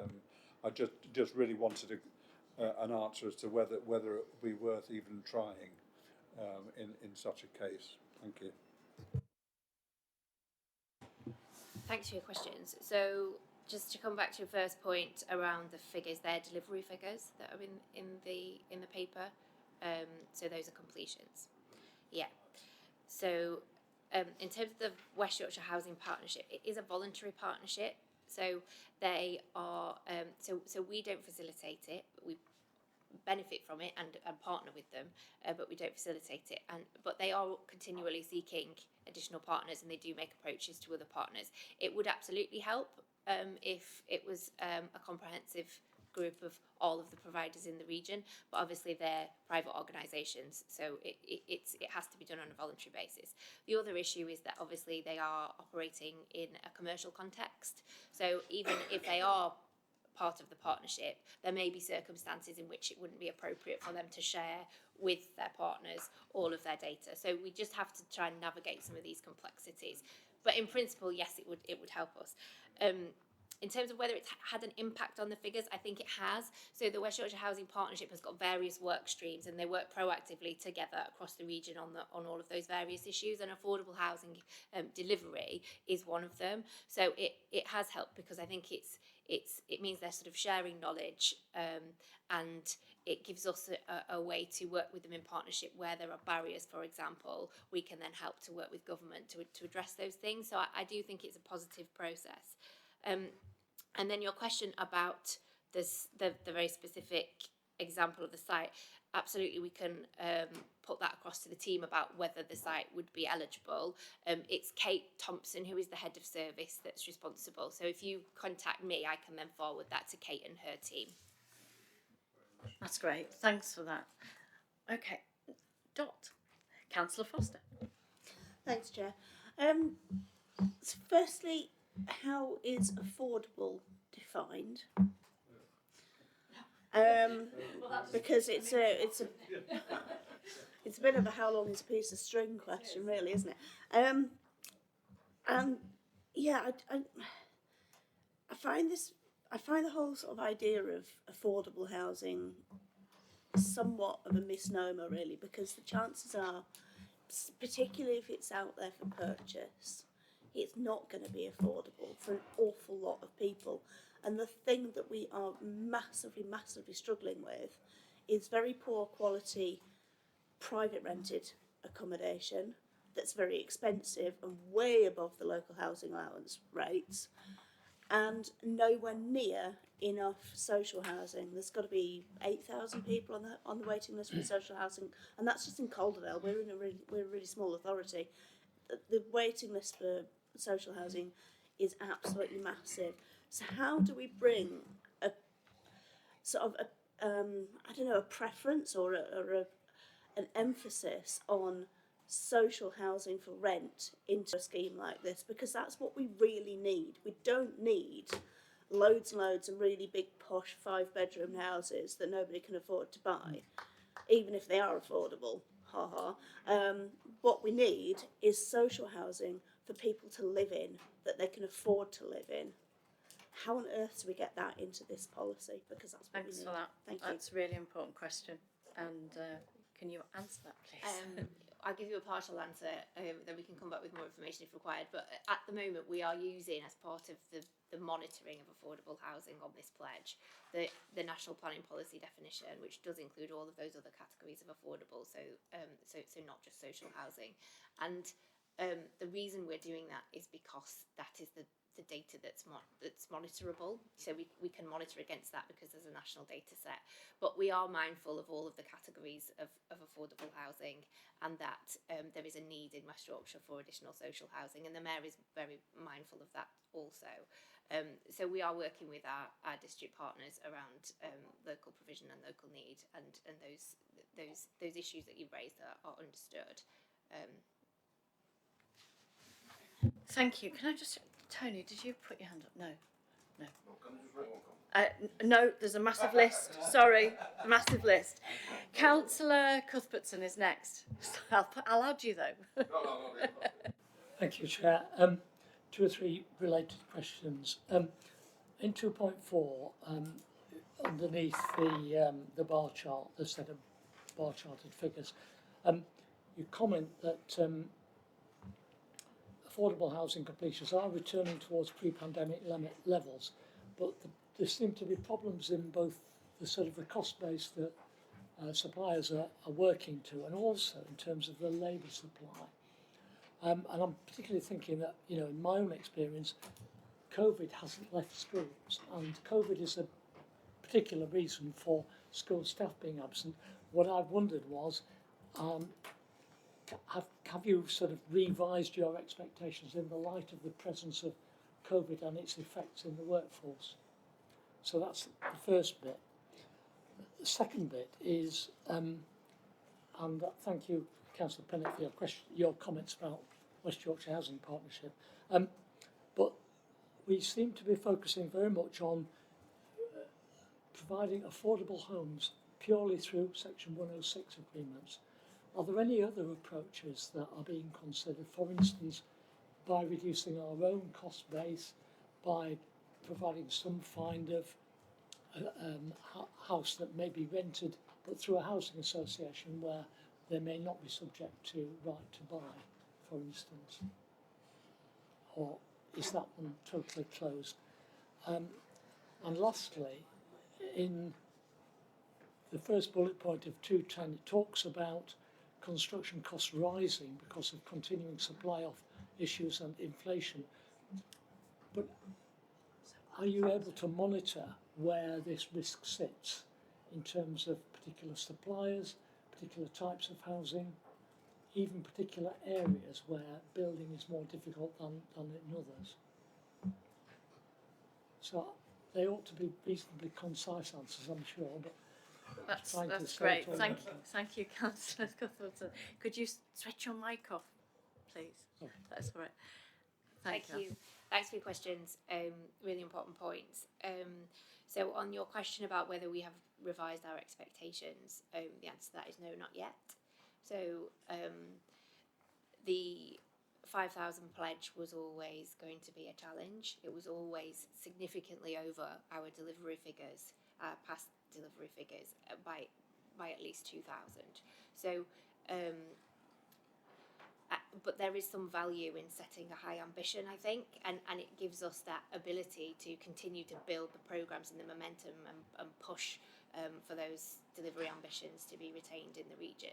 So at this point we haven't, but the paper notes that we are looking at a next round of forecasting in March, so towards the end of this month, and I think that will be the point for us to reflect internally about what we do within the mayoral term and what the expectations are. On the other points, so we aren't solely reliant on Section 106. I haven't got with me today the delivery figures, the breakdown across those three different ways that we deliver affordable housing. We can get that for you if that's helpful. We've got those figures. I can't remember the percentage that Section 106 contributes, but direct delivery by our housing association partners is a high proportion of what we deliver. And then where the risk sits around the construction I don't know the answer to that, and I think it's a good question. So our ability to spatially monitor those risks, I think, is a good point. At the moment, local authorities obviously are monitoring those risks on a site-by-site, district-by-district basis. But I think it would be a useful thing for us to do, to look at whether those risks seem to be layered in particular locations more than others. That's some really useful questions. I think it's something that we are going to have to come back to. So I'm going to suggest that we pop that on the list of things that we put back on the agenda next year, because we need to keep our eye on how many affordable homes are we actually delivering. Next, we've got Councillor Thompson. Thank you, Chair. I think one of the questions has been answered, which was where the number of houses we need comes from. But I think you mentioned it was from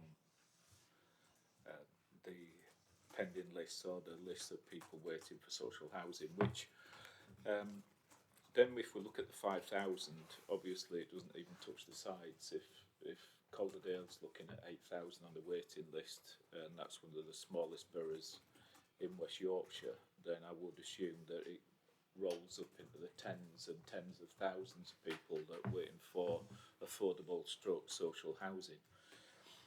Which leads me on to another question. Does that mean that our individual planning departments have been quite complicit on insisting on affordable housing within the plots that have been that have gone through planning? I know that we've got a statistical or a percentage number as far as Kirklees is concerned, how much how much affordable housing, which then begs the question from Councillor Foster, what does affordable housing mean? But do we think that therefore planning departments are being complicit in our boroughs, that we're not getting enough affordable housing being built? And the other question was reference to where these houses are being built. So I know you mentioned brownfield funding, but are we going to be using allocated land on our individual local plans for these housing? How quickly is it going to be done? Who's in charge of that? What sort of appetite have we got to get them done quickly? I think that's enough questions. Sorry. And maybe those questions, we need to come back to, don't we? Yeah, Definitely. It's an ongoing conversation. Can you answer some of those? I can. So the point that you ended on there around allocation of houses, and also speaking to a point that Councillor Brooks made. So these aren't additional to what's being planned for in the region. This was about raising the ambition but working in partnership. So, this isn't additional ways of delivering or additional land. So the land supply is the responsibility of the local authorities, and we work in partnership with those local authorities to facilitate delivery on the land that's been allocated. So that to speak to that point, in terms of housing need, that the responsibility to assess housing need is a local authority function. So again, that's the individual local authorities that are assessing that need and then setting policies through planning to help deliver that need. But then just a final point on planning, obviously, just to make the point that there is a balance to be made, and as mentioned previously, particularly on brownfield sites where there are other viability challenges, affordability, affordable homes is one infrastructure type across a series that have to be brought into that balance around what can be secured. And again, that's a function that's led by our district partners, with us supporting where we can. I'm aware that in Leeds you're really good at it. I remember the Lavender project, and it's a community centred project. I don't know if everyone's aware of it, but it's basically a produced affordable houses, 40 units, that small little plot produced, and it's brilliant. It's really well. If you haven't had a chance to go and have a look, go and have a look. They do open days apparently, but I just think. Oh, it's called Lilac. I'm sorry. I've got it written down as it says on the website it's Lavender Ridge. So it is. It's the same place. You're right. It is called Lilac, but yeah, I've got it written down here, Lavender Ridge, and eco housing, is going to be the new thing, and I just think as a project that needs to be looked at. Yeah. So just to come back on that, I think that's a community build project. And just to note, so the other thing that we are in the process of doing, which is not referenced in the paper, is writing a housing strategy. So that will be happening throughout the course of this financial year, and community housing is one of the things that so far in consultation with partners has been raised as something that they would like to profile amongst many other topics. So we'll work through that process this year. Okay, just to explain to members, but basically the members jointly own their own multiple family home and individually lease their units to themselves at a cost. So it's the way that it's actually structured that makes it work. So all members can purchase shares for their property that amounts to a very small percentage of the value of the unit that they will occupy, which is refundable should the members leave the cooperative. It's such a really good, model. I just think, we can possibly learn from that and roll that out, especially with lots of old people maybe living closer together anyway, yeah, I'm going on to another subject. We haven't got time. Did that answer your question, Mark? Yeah. Okay, so on to Caroline. Thank you. Might be my only chance ever. First of all, you've talked about affordable homes, but you also use the word sustainable. Again, like affordable, what is sustainable? Are all these affordable homes sustainable? I suspect they're not. And all homes need to be sustainable, but particularly affordable homes need to be sustainable so that people living in them can afford to run them. And I just wondered what's been done about the monitoring around that, please. Thank you, Caroline. Yes, so that's a really important question, and you will see that in the paper there is that we don't report figures on delivery of sustainable homes, and that is because, as you point out, that's even less easy to define.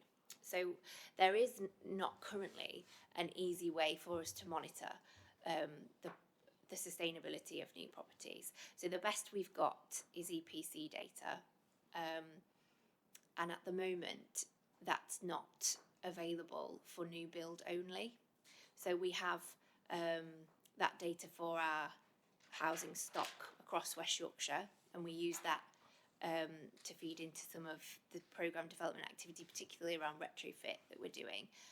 But we can't disaggregate the numbers for new builds at the moment, but we have got a live conversation at the moment with our district partners around their ability to define a measure of sustainability for properties that are being built, and is there something locally that we can do in support of us doing some monitoring in this space. But it's just not there's no easy answer at this point. Thanks for that. It's definitely on the agenda though, isn't it? And it's moving forward. So thank you for that, Caroline. I've got two people left, Councillor Lennox and Councillor Brooks. Hello, it's been mentioned a little bit in passing in some of the other contributions, but I want to talk about right to buy and buyback, and whether or not there's any scope in the Mayor's role and the Combined Authority's role in delivery of affordable housing to take this on. We cannot solve the housing crisis in this country while right to buy still exists. In Leeds, if we're building just over 100 council houses a year, we're having to sell over 600. We're losing over 600 to right to buy. As we've discussed, affordable is not the same as social rent. We need these social houses in this housing stock. Again, I'll mention it again, but where I represent, there are families needing larger homes, the kind of homes that people are buying through right to buy, and they will not be able to access even the affordable units being built in all of the new houses being built. I wonder whether the Mayor can take on or become part of any sort of local government campaigning around ending the right to buy. The right to buy, the new housing being built, even affordable housing, there's nothing to stop it going to buy-to-let landlords. And when people, I had a woman come to my surgery who's had a section, an eviction notice because her landlord wants to sell to pay the energy bills.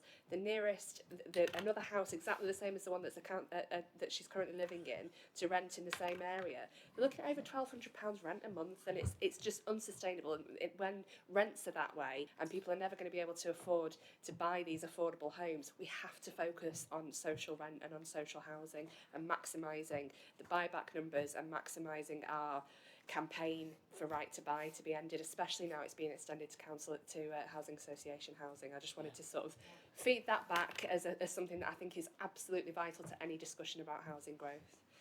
Thank you, Councillor Lennox. It's really important. Thank you so much for bringing that up. Can we make a note of that in our minutes? Great. Councillor Brooks. Fully agree with my colleague, and I'd like to expand a little bit. So earlier section 106 was mentioned. In Leeds, only 1/4 of affordables are delivered through section 106, and that's all affordables as defined by government standards. We do have 26,000 active bidders on the social housing waiting list, and 6,000 of those are Band A. And we only have 2,000 properties becoming available every year to let. So you consider that those 6,000 on Band A, it's going to take several years to rehouse those people, especially if you have more complex needs. Right to buy has also been extended to housing associations. Don't know if people know that. And there is a cap for buyback as well, for council housing buyback. The cap is 50% of the number of houses that we have built. Or it might have been dropped to 25% and used to be 50%, something like that. Anyway, it's pathetic. So, first homes. So I sit on a plans panel, including development plans panel. Has the new government first homes policy, has that been assessed for impact on the 5,000 delivery across West Yorkshire yet? Sorry for my tone, I'm not angry at you. Thank you, Councillor Brooks. Can you answer that question, Alison? No, I don't think I can answer that question today, so I think I'll have to take it away. So I think our housing policy lead would be able to specifically answer your question around the first homes point, and around whether there's been any active campaigning around the right to buy as well. If it's it's possible that through the West Yorkshire Housing Partnership, both of those things have been looked at across the partnership, but I don't have that information today, I'm afraid.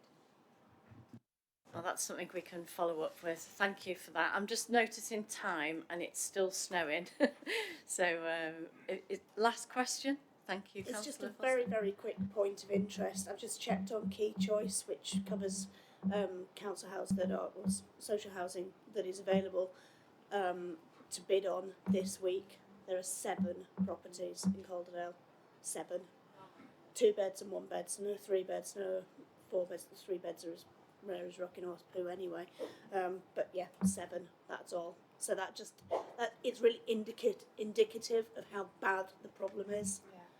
You know, how on earth do you rehouse all the people that need, and you know, I know we have a different system, gold banding, silver and bronze, and we've got tons of people on gold banding, and you know, where do they go? There's nothing available for them. Can I just, it's really important we have these discussions. I think what we need to do to make sure we get the depth of the discussion, we come back to it next year. So we can add this to our list of topics. Promise. Yeah, sorry. It's just earlier on in the conversation, people were talking about housing need and how it's assessed, and it is assessed by local authorities. However, it's constrained by viability rules set nationally. So what we're trying to do in Leeds at the moment is to consult on that, and what we're trying to do is to evidence the amount of need that is in Leeds. So anyone in the room that's involved in planning, please do put pressure on the planning department to do similar. That's a really good point. Thank you. Top tip, go back to your local authorities and pester. Okay, that's all we've got time for today. It's 12 o'clock, and I'd just like to thank everybody who's participated in the not just this meeting, but in every meeting we've had over the last year. What would be really useful is if you have sat on this committee and felt as if you've had something to contribute, then you come back next year, because that sort of continuity, it helps us to get greater depth in the scrutiny process. So, you know, we just touch on things here, but then we can deep dive into a better level of scrutiny. And I think, you know, one of the criticisms that has been said to me, oh, it's got no teeth. I intend this panel to have teeth, okay, and I need you as members basically to come along and join us in that process. Anyway, it's snowing. Have a safe journey home, and we'll see you next time. Thank you, everyone. Sorry, Chair, is there anything we need? Sorry, I think we've gone through work programme. Yeah.